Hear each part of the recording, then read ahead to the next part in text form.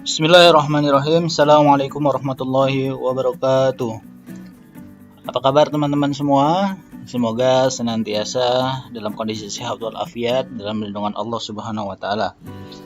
Bertemu lagi dengan Ustadz Iqbal. Pada kesempatan kali ini Ustadz akan melanjutkan materi pembelajaran Teknologi Informasi dan Komunikasi untuk kelas 5 SD ITIA Luswa, itu tepatnya di pelajaran 5 dengan tema membuat rancangan produk digital. Baik teman-teman semua, materi ini ada di halaman 127 sampai dengan halaman 131 di buku paket kalian ya, jadi kalian bisa lihat. Nah teman-teman, sebelum kita berbicara tentang bagaimana membuat rancangan produk teknologi, maka yang pertama ingin kita sampaikan adalah, jadi kalau kalian lihat di halaman 127, di situ ada yang disebut jigsaw puzzle ya. Jigsaw puzzle bentuknya seperti ini. Nah, jigsaw puzzle ini ditemukan oleh John Pillsbury ya. Pembuatan jigsaw puzzle ini berawal dari keinginannya untuk mempermudah siswa belajar geografi. Jadi John Pillsbury ini adalah seorang guru yang mengajar pelajaran geografi dan berkeinginan untuk membuat sebuah media yang membantu peserta didiknya untuk dapat memahami materi-materi pelajaran dari pelajaran geografi ini dengan mudah. Di antaranya adalah materi pembelajaran tentang peta, sehingga dia membuat apa yang disebut dengan jigsaw puzzle ya, bentuknya seperti ini, yang nanti peserta didiknya dapat menyusun ya rangkaian-rangkaian puzzle ini agar menjadi bentuk gambar yang utuh.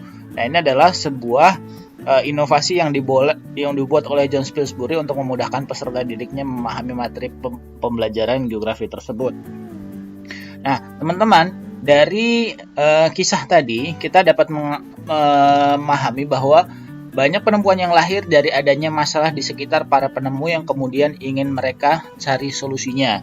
Ya, seperti contohnya tadi, jigsaw puzzle itu diciptakan oleh John Pillsbury. Karena apa? Karena ada masalah, yaitu peserta didiknya kurang memahami materi pembelajaran geografi yang diajarkan oleh John Pillsbury. Kemudian John Pillsbury tadi berinovasi dan mencari solusi bagaimana agar peserta didiknya bisa memahami, maka dibuatlah yang disebut dengan jigsaw puzzle. Nah teman-teman, itu adalah contoh dari bagaimana sebuah produk itu diciptakan karena bersumber dari adanya sebuah masalah yang ingin dicarikan solusinya. Nah bahkan kalau kita melihat, hampir semua benda atau produk yang ada di sekitar kita tercipta karena didasari adanya sumber masalah yang ingin dicarikan solusinya. Apa saja contohnya? Ya, kita bisa melihat, misalkan di rumah kita ada kulkas. Nah, kalau kita perhatikan, kulkas ini ternyata diciptakan karena didasari adanya sebuah masalah ingin dicarikan solusinya. Apa masalahnya? Yaitu ketika zaman dahulu sebelum adanya kulkas, orang kesulitan untuk menyimpan bahan-bahan makanan, sehingga makanan saat itu lebih cepat untuk basi atau tidak layak dikonsumsi. Akan tetapi dengan adanya kulkas, orang bisa menyimpan makanannya dan menjadikan makanannya lebih awet dan tahan lama ya, tidak mudah busuk atau tidak mudah basi. Kemudian apalagi barang yang kedua, contohnya adalah AC, air conditioner. Nah ini juga kalau kita perhatikan, AC ini tidaklah diciptakan kecuali karena memang dahulunya ada sumber masalah yang ingin dicarikan solusinya. Apa masalah dari penciptaan AC tersebut? Ya, masalah utama dari yang menjadi alasan diciptakan AC adalah yaitu suhu ruangan yang panas ya. Suhu ruangan yang panas sehingga orang merasa tidak nyaman pada ruangan tersebut. Maka diciptakanlah apa yang disebut dengan AC yang menjadikan sebuah ruangan menjadi lebih dingin dan sejuk. Nah, kemudian apa lagi? Contohnya adalah mesin cuci. Nah, sekali lagi ya sama seperti kulkas dan AC, mesin cuci ini diciptakan ya karena didasari oleh sebuah masalah yang ingin dicarikan solusinya. Apa masalahnya? Yaitu ketika orang harus mencuci secara manual dengan tangan, apalagi jika jumlah pakaian yang harus dicuci itu adalah banyak, itu tentu sangat melelahkan ya, melelahkan apalagi mungkin bagi ibu-ibu. Nah oleh karena itu beberapa orang mencoba berinovasi ingin mencarikan solusi dari permasalahan kesulitan untuk mencuci tersebut, sehingga terciptalah apa yang disebut dengan mesin cuci untuk memudahkan orang lain untuk mencuci. Tinggal dipencet tombol saja, tinggal dimasukkan pakaian, diberikan air, diberikan deterjen, kemudian ditekan tombolnya, ditunggu beberapa menit, akhirnya cucian sudah bersih, tinggal dijemur. Kemudian selanjutnya ada juga kompor ya. Kompor ini juga sama ya. Jadi di mana dahulu mungkin orang memasak dengan menggunakan kayu bakar, itu kan punya risiko tinggi untuk kebakaran dan lain-lain, sehingga diciptakanlah kompor gas yang lebih memudahkan dan lebih aman untuk digunakan memasak. Ya, nah ini teman-teman ya, sekali lagi, jadi hampir semua benda atau produk yang ada di sekitar kita tercipta karena didasari adanya sumber masalah yang ingin dicarikan solusinya. Kalian bisa lihat ya, kalau kalian biasa coba perhatikan, ambil beberapa contoh barang yang ada di sekitar kalian, kemudian kalian pikirkan apa sebenarnya alasan yang mendasari diciptakan barang tersebut. Nah, di era digital seperti saat ini, ada juga beberapa contoh produk digital yang diciptakan karena berawal dari sebuah masalah yang ingin dicarikan solusinya. Nah, di sini ada online shopping, online transportation, ada virtual meeting. Ini adalah hal-hal yang sudah tidak asing lagi dalam kehidupan kita sehari-hari ya. Online shopping atau jual beli online, ini banyak sekali marketplace yang menawarkan layanan online shopping atau jual beli online, di mana kita dapat melakukan transaksi jual beli ya melalui daring atau online, dan dapat kita lakukan dari rumah saja. Tinggal kita lakukan transaksi transfer, tiba-tiba kita tunggu beberapa waktu atau beberapa hari barang datang ke rumah kita. Ya, ini adalah masalah ya sekali lagi ya. Jadi aplikasi ini online shopping berawal dari sebuah masalah yang ingin dicarikan solusinya. Masalahnya apa? Yaitu orang saat itu mungkin harus pergi ke mall, pergi ke pasar untuk berbelanja, apalagi di masa pandemi ini yang mungkin orang lebih banyak disarankan untuk berada di rumah. Nah, ini sangat menjadi solusi yang sangat alternatif ya, yang solusi yang sangat penting bagi orang-orang untuk melakukan transaksi jual beli dari rumah saja. Kemudian ada juga yang disebut online transportation ya, atau ada mungkin ojek online dan lain-lain ya. Nah, ini adalah contoh produk digital yang dibuat yang menjadi solusi bagi orang ya yang mungkin saat itu punya masalah ketika ingin berpergian ke suatu tempat, sedangkan mungkin dia tidak punya mobil atau tidak punya kendaraan, sehingga mengalami kesulitan untuk mencari kendaraan. Nah, sekarang enak ya, tinggal kalian lakukan mencari kendaraan tersebut, online transportation tersebut melalui aplikasi-aplikasi online transportation seperti Grab, seperti Gojek, Uber dan lain-lain ya.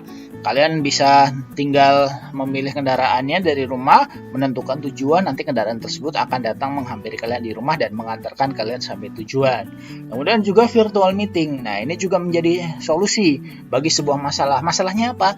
Ya seperti di masa pandemi seperti saat ini, di mana mungkin kita mengalami kesulitan untuk belajar tatap muka atau bertemu secara langsung, maka virtual meeting ini menjadi solusi bagi kita semua untuk tetap bisa melakukan pembelajaran meskipun secara daring atau virtual. Nah, ini ya teman-teman ya, sekali lagi menegaskan bahwasanya banyak produk-produk baik digital atau non-digital yang kita nikmati saat ini, itu semuanya berawal dari sebuah masalah yang ingin dicarikan solusinya. Lalu sekarang pertanyaannya adalah, coba perhatikan berbagai masalah yang ada di sekitarmu. Apakah kamu mempunyai ide untuk menyelesaikan masalah-masalah tersebut? Apa produk yang dapat diciptakan untuk menyelesaikan masalah-masalah tersebut? Nah, kalau di buku kalian, di situ ada beberapa contoh ya. Ustadz akan ambil satu saja, di mana mungkin kebiasaan orang untuk membuang sampah sembarangan ini masih banyak kita dapati di berbagai tempat ya. Nah, ini tentu saja menjadi sebuah masalah yang harus kita cari solusinya bersama, dan tidak hanya menjadi tanggung jawab dari pemerintah saja kan, tetapi juga menjadi tanggung jawab kita bersama ya teman-teman ya. Nah, misalkan ada banyak orang yang buang sampah sembarangan lah. Sekarang kita mulai berpikir, apa kira-kira solusi yang bisa kita tawarkan untuk menjadi solusi dari permasalahan buang sampah sembarangan ini sendiri. Nah, ada beberapa pilihan opsinya ya, yaitu satu, kalian dapat membuat tempat sampah yang unik dan menarik. Kemudian yang kedua, kalian dapat menyediakan tempat sampah yang otomatis mendaur ulang sampah. Kemudian yang ketiga, membuat alat sensor sampah.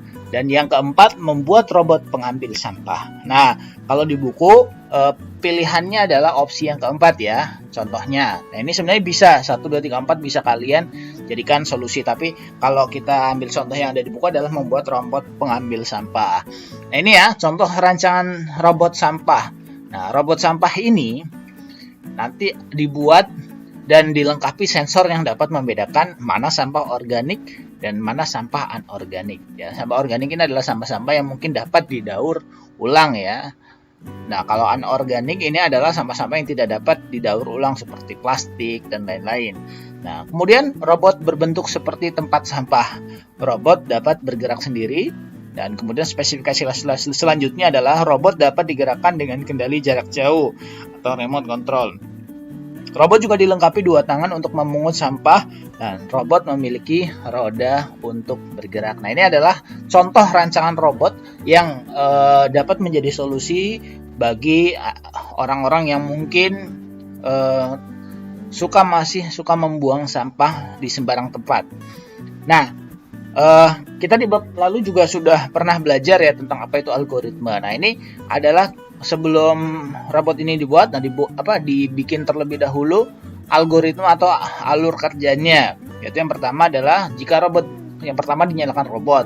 Nah, setelah robot nyala, robot akan berjalan dengan sensor pendeteksi sampah menyala. Nah, maka sensor tersebut akan bekerja. Jika ada sampah, robot tersebut akan berhenti. Jika tidak ada sampah, robot akan kembali berjalan. Nah, algoritma selanjutnya adalah robot akan memilah sampah. Nah, jika ada sampah organik, maka masukkan ke wadah A. Sebaliknya, jika sampah tidak organik, maka masukkan ke wadah B.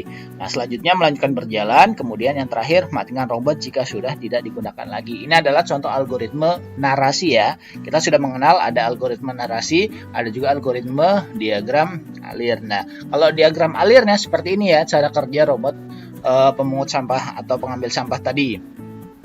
Ya, ini ketika robot mulai atau dinyalakan, robot berjalan dengan sensor yang menyala. Nah, ini ada 2 pilihan ya. Nah, apakah ada sampah? Nah, ya selanjutnya ketika robot sudah menyala, robot akan mulai mendeteksi apakah ada sampah. Jika ada, maka hal yang dilakukan robot adalah memilah sampah. Dan sebaliknya jika tidak ada, robot akan mati atau dimatikan ya, sudah tidak digunakan lagi. Nah, kemudian kalau ada sampah, robot akan memilah sampah.